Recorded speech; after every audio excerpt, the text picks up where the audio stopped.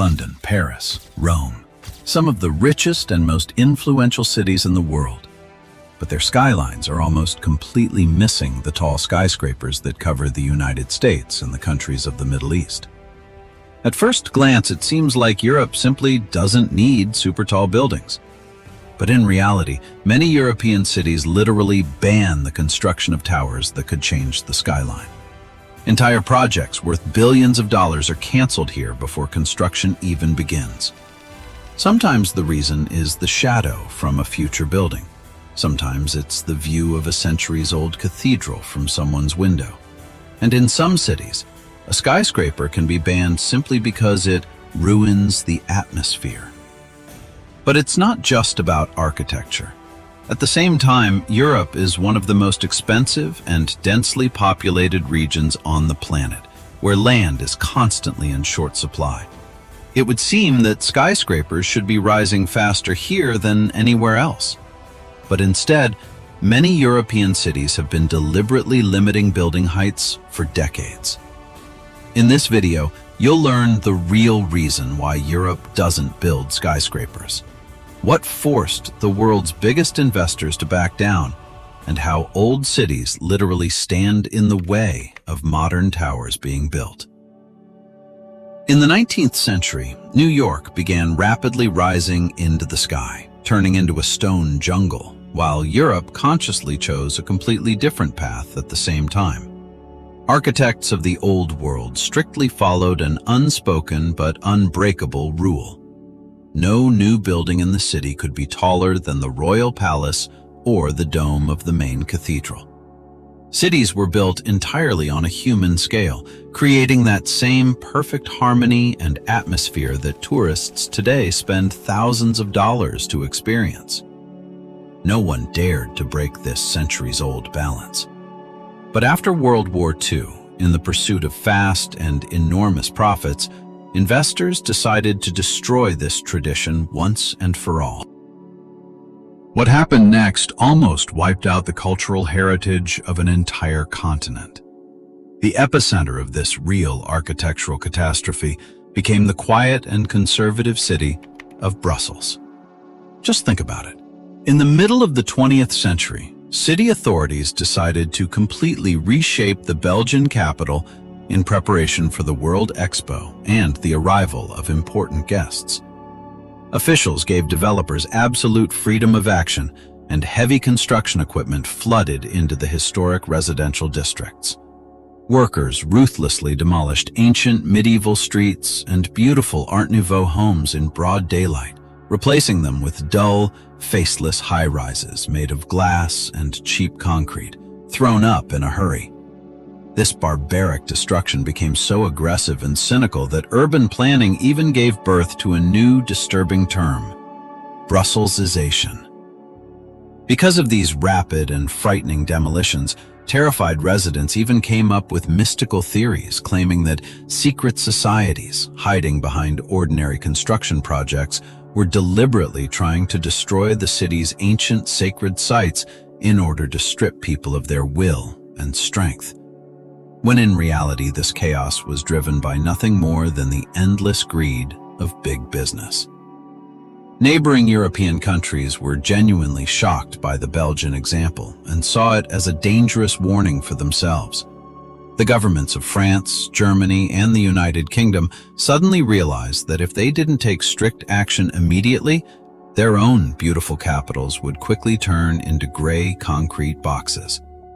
Public opinion finally and irreversibly turned against skyscrapers, which, from that moment on, became associated exclusively with the destruction of culture and the loss of national identity. As a result, alarmed governments urgently introduced extremely strict laws that permanently protected entire historic districts from demolition and even prohibited changing the shape of window frames there. But was fear of losing historic facades really the only thing that stopped ambitious architects? Or were there far stricter and less obvious laws protecting the very sky above European cities? Protecting historic facades from demolition became only the first step in preserving Europe's unique identity. Imagine walking through an old square, admiring a centuries-old palace, and suddenly seeing the giant glass silhouette of a massive tower rising directly behind its historic roof, built somewhere on the distant outskirts. Authorities soon realized that this kind of visual intrusion could easily destroy all the romance of the old world. To prevent this silent architectural nightmare, European capitals created a unique control system known as view corridor laws. This legal system did something unimaginable. It literally divided the city sky into protected zones and invisible sectors. The clearest and most uncompromising example of the fight for a clean skyline became London. Officials there approved several specific geographic points on the hills from which the legendary view of St. Paul's Cathedral could be seen. And here's the astonishing fact. Any construction along the line between those points and the dome of the great cathedral was placed under the strictest possible ban. Architects were forced to twist themselves into impossible solutions, designing new office buildings with slanted roofs and strange, sometimes even ugly curves, just so they wouldn't cross those invisible lines in the sky by even a single meter. If a developer violated this rule, the project was immediately shut down despite multi-million-dollar losses. There are even dark urban legends and superstitious rumors claiming that distorting the panorama of the main cathedral could bring an ancient curse upon the British capital and plunge it into darkness. Of course, these are only myths and beautiful stories for naive tourists, but construction companies themselves treat these protected views with almost religious reverence. The space above the city has become a sacred zone where every step is controlled by the state. However, the loudest and truly dramatic scandal that finally buried the idea of high-rise construction in Europe's residential districts happened in France. Just think about it. In the early 70s, right in the middle of the iconic, low-rise and romantic Paris, the giant Montparnasse Tower suddenly appeared. Its height exceeded 200 meters, and this gray, monolithic structure made of dark glass literally crushed the familiar cityscape, becoming a real slap in the face to public taste. The skyscraper could be seen from almost anywhere in the historic center, mercilessly dominating even the Eiffel Tower. Parisians immediately grew to hate the building with fury, seeing it as an ugly scar on the body of their beautiful capital. People even came up with a popular joke saying that the best view of Paris is from the top of the Montparnasse Tower, because it's the only place where you can't see the tower itself. The appearance of this black giant triggered such a massive wave of public anger and protests that the French government was forced to take radical measures to calm the furious citizens. Immediately after the completion of this scandalous project, city authorities passed an emergency law that completely banned the construction of any buildings taller than 37 meters within Paris. For decades, the French capital entered a state of total height freeze. This ban clearly proved to the entire world that European society was ready to harshly punish billionaires for any attempt to disrupt their way of life. The example of Paris permanently reinforced the idea in the minds of Europeans that skyscrapers have no place where ordinary people live and trams run through the streets. Government bans and public protests created serious barriers, but why didn't big business fight for the enormous profits of high-rise construction and instead choose to back down voluntarily? Public protests and strict government laws frightened many, but big capital has always known how to find loopholes in pursuit of huge profits. It would seem that developers could simply buy out the courts and rewrite any rules, as they often do around the world. But here's the main paradox. In Europe, construction tycoons voluntarily abandoned the idea of reaching for the clouds. And behind this decision was not concern for tourists, but a cold, almost cynical financial calculation that showed giant towers on European soil are a guaranteed way to go bankrupt. Think about New York, Hong Kong, or Tokyo. People there are squeezed onto tiny pieces of land between the ocean and the mountains, so they simply had no choice but to grow upward. In Europe, however, the situation is fundamentally different, and land here has never cost such insane amounts of money. Instead of packing millions of employees into cramped vertical boxes in one location, Europeans carried out a transportation revolution. They built a unique network of high-speed trains. Imagine being able to live in a quiet, affordable green town 100 kilometers away from a megacity, while still reaching your office in just 20 minutes. Why would an employer overpay for rent in the sky if employees can easily commute from a neighboring city? This horizontal expansion literally pulled the ground out from under high-rise developers. Among ordinary people, there were even superstitious rumors that the land of the old world was cursed and somehow mystically rejected buildings that grew too tall, financially punishing anyone who dared to break away from the roots. Of course, these were only urban legends, because the real laws of economics turned out to be far more terrifying than any curse. The second trap for investors snapped shut when Europe introduced extremely harsh environmental penalties. Few people realize it, but a skyscraper is a true energy vampire. With every additional meter of height, the cost of maintaining it doesn't just rise, it grows exponentially. Enormous amounts of electricity are needed to pump tons of water to the 100th floor around the clock and keep giant ventilation systems running. In a region where electricity prices in Europe are breaking every record, maintaining such a building becomes a financial nightmare. Add enormous carbon taxes to that, and you'll understand why developers found it far more profitable to build neat 5-story neighborhoods that pay for themselves quickly and don't attract unnecessary attention from tax authorities.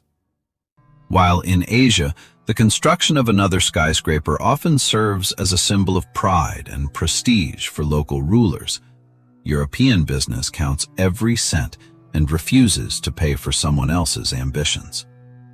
A giant high-rise takes years to build, requires an insane number of approvals, and carries enormous risks.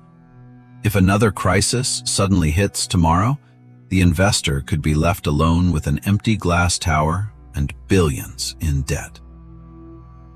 Economics explains the reluctance of investors to waste extra money on the surface, but what happened in those rare cases when ambitious developers still tried to bypass financial limits and suddenly ran into something hidden deep underground? If you think laws and money are the only things holding builders back, then prepare to look beneath the surface, because the biggest and truly frightening barrier lies underground. The truth is that old Europe is literally sitting on a powder keg when it comes to soil stability. Most ancient cities were founded along rivers, on soft clay soil, swamps, and treacherous quicksand that are completely unsuited for supporting massive structures.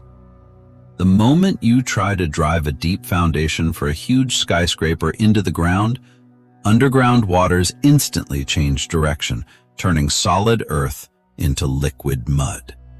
The enormous weight of a high-rise building begins pushing groundwater outward, and because of this, neighboring historic residential buildings that have stood for centuries can suddenly crack and collapse.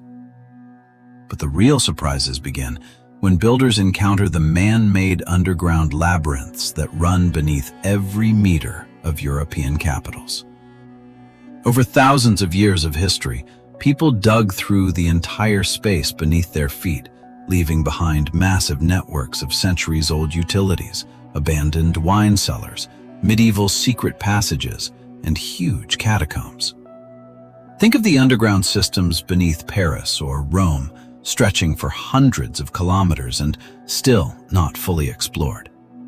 Directly above them run some of the world's oldest metro lines, built back in the 19th century without modern protective technologies. In such conditions, Any large-scale drilling or attempt to drive a massive support pile into the ground turns into a dangerous lottery where the lives of thousands of people and the preservation of world cultural heritage are at stake. Among urban explorers and lovers of mysticism, there are even disturbing theories claiming that unknown creatures live beneath ancient European streets and deliberately destroy the foundations of any structures that try to disturb their underground peace. Of course, these are only foolish myths and urban legends, because the real danger lies in ordinary karst voids.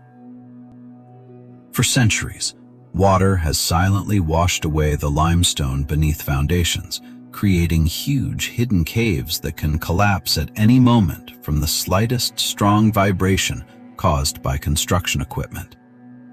Faced with such geological traps, engineers realized that protecting neighboring buildings from destruction would cost developers even more than constructing the most ambitious skyscraper itself. The natural and historical underside of the old world turned out to be stronger than any human ambition or modern technology. Underground dangers and extremely difficult geology forced engineers to act with extreme caution and abandon the idea of conquering the skies in historic city centers. But then, how can we explain the appearance of isolated, ultra-modern high-rise clusters in some parts of Europe? An attentive viewer will probably object, because anyone who has ever visited Europe or seen photos online has noticed the famous glass towers. Futuristic views of Paris's La Défense district, the mirrored skyscrapers of Frankfurt, or the iconic skyline of London's city immediately come to mind. It may seem that these examples completely contradict everything we've talked about so far, but this is exactly where the biggest secret of European urban planning is hidden. These rare business districts did not emerge as a triumph of high-rise technology or as a symbol of universal love for skyscrapers. In reality, the appearance of such areas became the result of a harsh, uncompromising, and forced decision by authorities to isolate major financial capital inside strictly designated zones. Imagine a situation where huge international banks and transnational corporations began literally suffocating old cities by demanding space for their headquarters. Instead of giving in to business pressure and allowing historic landscapes to be ruined, European strategists made a brilliant move. They created special, isolated zones outside historic centers and told bankers they could build their towers only there, and not a single meter closer.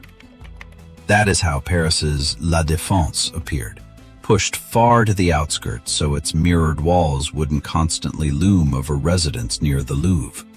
In London, the city became almost a separate state within a state, with its own laws, while in Frankfurt, skyscrapers were allowed only because the old city had been almost completely wiped off the face of the earth during the war. While the rest of the world blindly copied American trends and joined a reckless race of vanity by building giant concrete needles, Europe finally established its own unique path of development. Local urban planners focused on horizontal comfort and created the revolutionary concept of the 15-minute city. The idea behind it is incredibly simple and relatable for ordinary people. Absolutely everything you need for a full and happy life should be within a short walk or bike ride. Schools, kindergartens, cozy cafes, parks, clinics, and workplaces should all be reachable within no more than 15 minutes without the need to sit in endless traffic jams. In this system, the value of the urban environment is measured not by the height of towers or the number of floors, but by the convenience and accessibility of infrastructure for pedestrians. Europeans realized that living in the shadow of enormous skyscrapers puts pressure on the human mind, creates feelings of loneliness, and turns people into faceless cogs inside a giant machine. This unique path allowed Europe to preserve the distinctive character of its cities. But what final result has Europe reached today while the rest of the world continues building gigantic concrete towers? Time eventually put everything in its place and clearly showed who turned out to be right in this global architectural dispute. Today, when we look at Asian and American megacities drowning in smog and trapped in endless traffic jams, it becomes obvious that the European model of urban planning has fully proven its viability.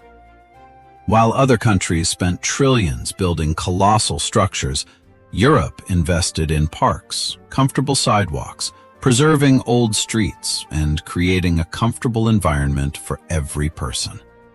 Rejecting vertical growth in favor of preserving a human scale turned out not to be a sign of backwardness or excessive conservatism, but the most pragmatic, clever, and far-sighted decision of the century.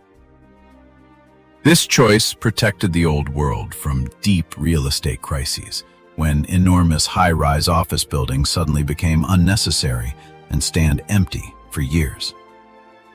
Among futurists, there are sometimes alarming predictions claiming that cities without skyscrapers are doomed to gradual decline and transformation into open-air museums. But these are only dark theories and unsupported myths. In reality, European capitals consistently rank among the best, safest, and most desirable places to live on the planet year after year. By keeping their skies open and their streets bright, Europeans preserved the most important thing, the soul of their cities and the psychological well-being of their residents. The image of the old world remained true to its history, reminding us that greatness is not measured by the number of floors or the height of concrete towers. True progress lies in knowing when to stop the pursuit of gigantism and direct resources toward making the life of an ordinary pedestrian as happy, peaceful, and harmonious as possible.